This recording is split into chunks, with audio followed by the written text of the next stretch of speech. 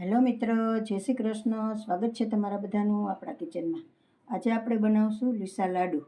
તો એના માટે મેં એક બાઉલ ભરીને ચણાનો લોટ લીધેલો છે અને ખાંડ લીધેલી છે. તો આમાં અત્યારે મેં ખાંડ એમને જ લીધેલી છે, કંઈ આમાં મેઝરમેન્ટ ન હોય.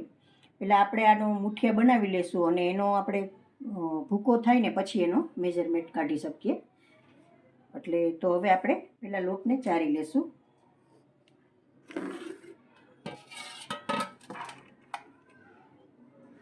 લોટ હંમેશા ચારીને જ લેવો.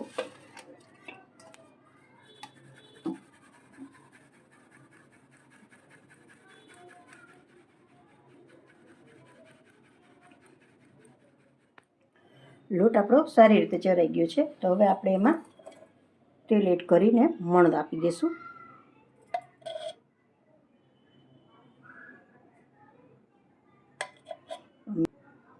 તો 2 ચમચા જેટલું મેં તેલ એડ કરેલું છે. તો હવે આપણે સારી રીતે મિક્સ કરી લેશું.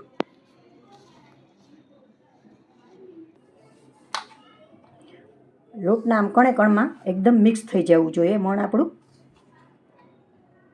એટલે આવું મણ રાખવાનું છે.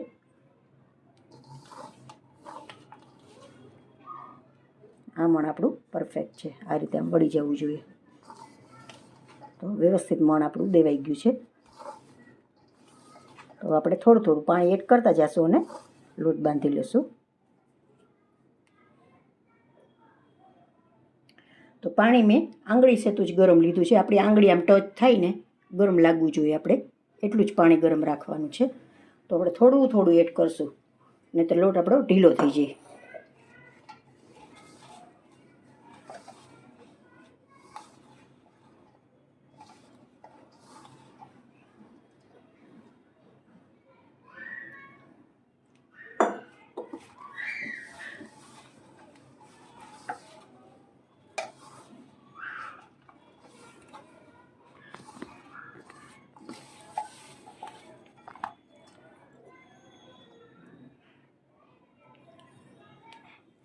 લોટ આપણો બંધાઈને રેડી છે. જો એટલો ટાઈટ રાખવાનો છે. ભાખરીથી થોડોક ઢીલો અને રોટલીથી થોડોક ટાઈટ. હવે આપણે તેલ મૂકી દઈશું. તેલ આપણે ગરમ થવા રાખેલું છે. થોડું ગરમ થવા દઈશું. ત્યાં સુધીમાં આપણે આ રીતે મુઠિયા વાળી લેશું. આ રીતે આમ જ બનાવવાના છે મુઠિયા. ઓલા લાડુમાં બનાવીએ એમ નહીં, આ રીતે બનાવશો ને તો પણ સરસ થશે તમારા લાડુ. આ રીતે રોલ વાળી અને આ રીતે આમ કટ કરી લેવાના.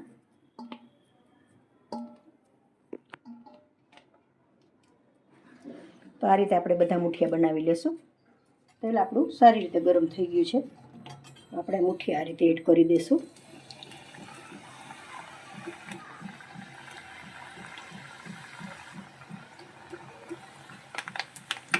મુઠિયા એડ કર્યા પછી ગેસને થોડો ધીમો કરી નાખવો.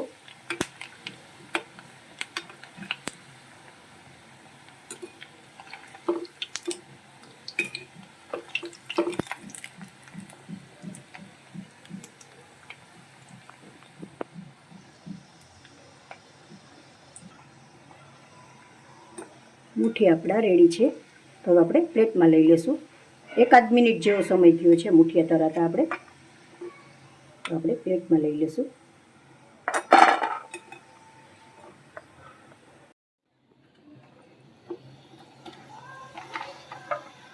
આપણે બધા એડ કરી દઈશું મુઠિયા. મુઠિયા આપણા સારી રીતે તળાઈ ગયા છે બધા. જો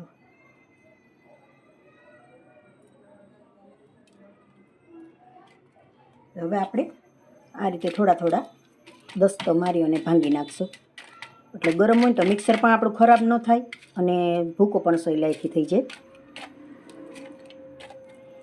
જો એકદમ ક્રિસ્પી થયા છે મુઠિયા આપણા.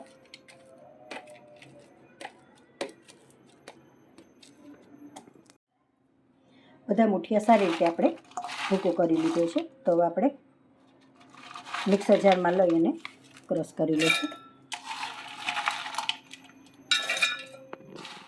સારી રીતે પીસાઈને તૈયાર થઈ ગયું છે.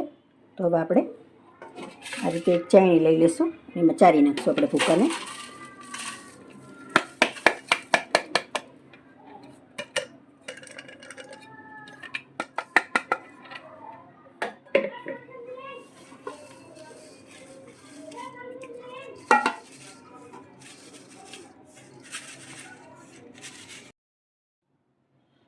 ભૂકો આપણે સારી રીતે ચારી લીધો છે.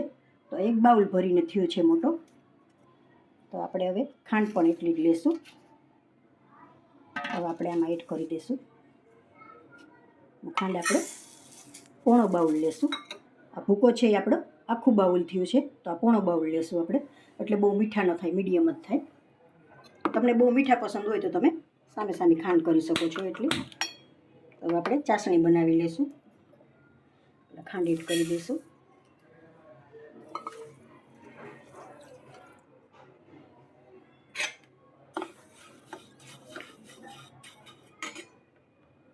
પાણી બહુ એડ નહીં કરવાનું. આ રીતે આમ ખાંડ ઓગળે એટલું જ કરવાનું છે.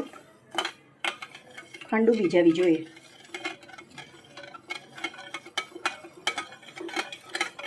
ખાંડ ઓગળે ત્યાં સુધી આપણે આમ ચલાવશું. ખાંડ આપણી સારી રીતે મેલ્ટ થઈ ગઈ છે. જો તો હવે આપણે ચાસણીનો તાર ન આવી જાય ત્યાં સુધી આ રીતે ચલાવશું. આપણે દોઢ તારની આપણે ચાસણી લેશું.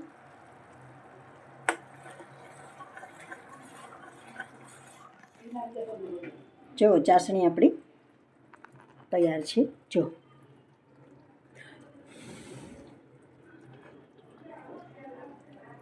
જો એક તાર બંધાઈ છે. હવે આપણે થોડો ફૂડ કલર એડ કરવાનો છે, એટલે થોડો એવો ફૂડ કલર એડ કરું છું. તમારે એડ ન કરવો હોય તો સ્કીપ પણ કરી શકો.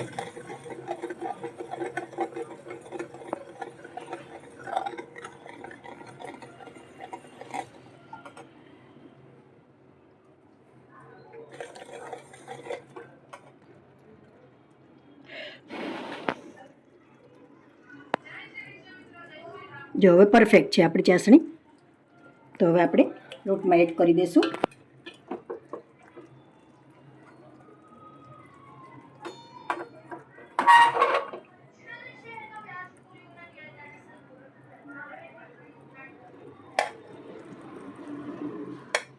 આપણે 1 ચમચી ઘી એડ કરી દઈશું. આપણે સારી રીતે મિક્સ કરી લઈશું.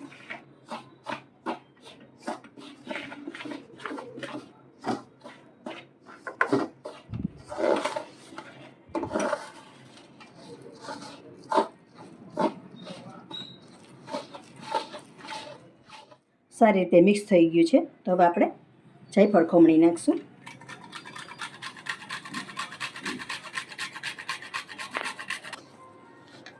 તમે એલચી પણ સાથે એડ કરી શકો છો. હવે સારી રીતે આપણે મિક્સ કરી લેશું અને લાડુ વાળી લેશું. હવે આપણે થોડું હાથમાં ઘી લગાવી અને લાડુ વાળી લેશું. એટલે લીસા લાડુ એમ નામ છે, એટલે એકદમ સરસ લાડુ થાય આપણો લીસો. તમે આ સાતમ આઠમમાં પણ 8-10 દિવસ સુધી બનાવીને ખાઈ શકો.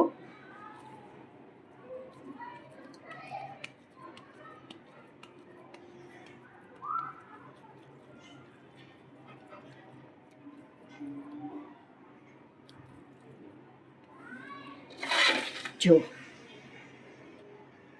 હવે આપણે કાજુથી ગાર્નિશ કરી દઈશું અને પ્લેટમાં રાખી દઈશું. બીજો પણ એ રીતે જ લાડુ વાળી લેશું.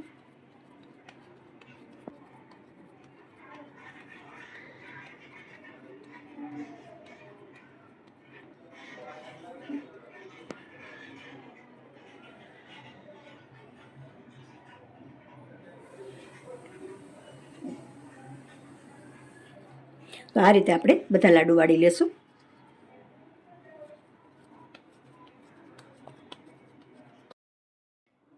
લાડુ આપણા બધા બનીને તૈયાર છે.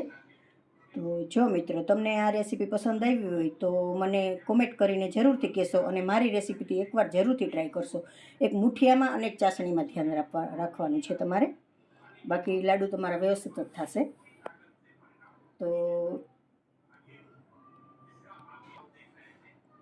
તો જો મિત્રો વિડીયો સારો લાગ્યો હોય તો લાઈક શેર ને કોમેન્ટ કરી દેશો મને, અને એક લાઈક કરી દેશો જરૂરથી.